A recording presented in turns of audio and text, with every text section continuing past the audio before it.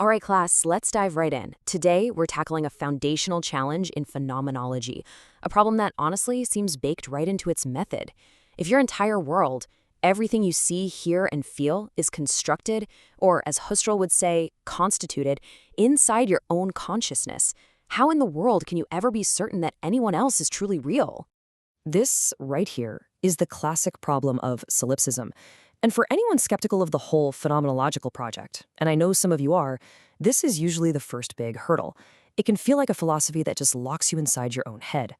But what's so fascinating about Husserl is how he confronts this. He doesn't try to prove there's an external world by pointing outside.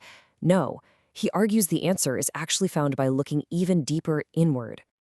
So as you know, Husserl's entire method starts with this move he calls the epoché, the phenomenological reduction, where we bracket out the external world to get to the pure structures of consciousness.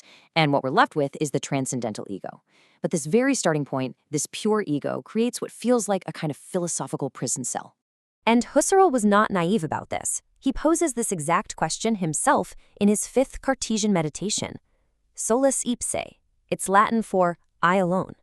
If every single object, every bit of meaning, every piece of reality gets its sense and validity from my consciousness, then how can I possibly justify the existence of another consciousness, another subject, who is fundamentally not me? It's a huge problem. Now, this is where Husserl's solution gets really wild and completely counterintuitive. To find the other, to break out of the prison, he doesn't try to look outward. Instead, he performs another, even more radical reduction. He says, okay, let's bracket out everything in our experience that already assumes other people exist, just to isolate what is irreducibly and originally mine. And this isn't just some vague navel-gazing. As you can see from these steps, it's a very precise philosophical procedure. He's trying to drill down to the foundational layer of his own primordial experience before he even thinks of an other. This process is meant to get us down to the absolute bedrock of our own perception. So after this intense reduction, what's actually left? My lived body. Husserl calls it the Leib, and it is utterly unique. It's the only object in my experience that I don't just see over there, but that I am, right here. It's the center point of my perception, my here from which every there is understood. It's the only thing where I feel sensations and have immediate, direct control. This is the primordial ground of my world. Okay, so we've walled ourselves off in this sphere of ownness. It's just us and our lived body. How on earth do we build a bridge out of that? How does the perception of another consciousness even become possible from this radically first-person starting point? Husserl's entire argument here hinges on this crucial distinction. We experience our own body as a Leib, a living, feeling, acting center of our world.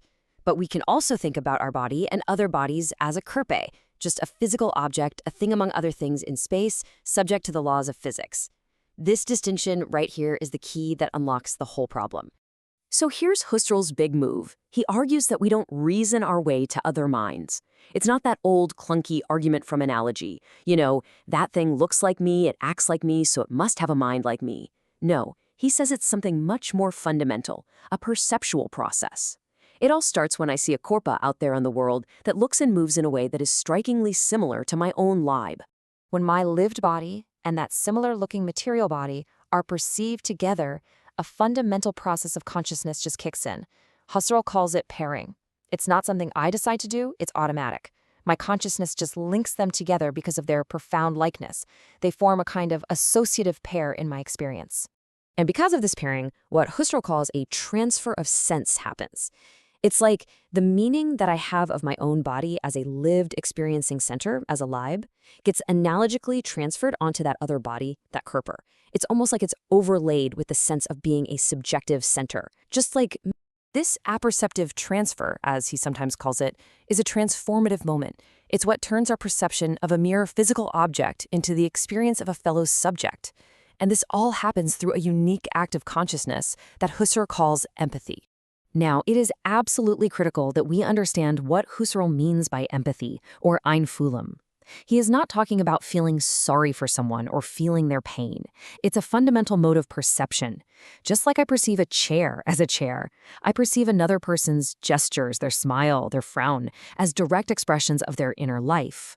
I don't infer that they're angry. I see the anger in their face. It's a direct, intuitive grasp of them as another subject. And this brings us to the final and, frankly, the most profound step in Husserl's entire argument. Recognizing the other isn't just about solving the solipsism problem. It's the very act that makes an objective, shared world possible for any of us in the first place. As soon as I constitute the other, my world is fundamentally transformed. It's no longer just my private world, perceived from my zero point. It becomes the world, an objective reality that exists for everyone, that's viewable from a ton of different perspectives. And get this, the other person's gaze confirms that I too am an object in this world for them. This community of subjects, this transcendental intersubjectivity, becomes the ultimate ground for what we call objective reality. So, in the end, Husserl shows us that the whole fear of solipsism was based on a misunderstanding of what a subject even is. To be a transcendental subject, in the fullest sense, is not to be a lone, isolated consciousness. It is to already be structured in a way that you are open to a world that is necessarily shared with other subjects. Look, Husserl's analysis here isn't just some abstract philosophical game. It reveals that our very ability to see a shared objective world is grounded in this fundamental perceptual act of empathy. And that forces us to ask a really pressing question. What happens socially and ethically when that process breaks down? When we fail to see the lived experience, the Leib, in the physical body, the Körper of another person? That's something I want you all to think about.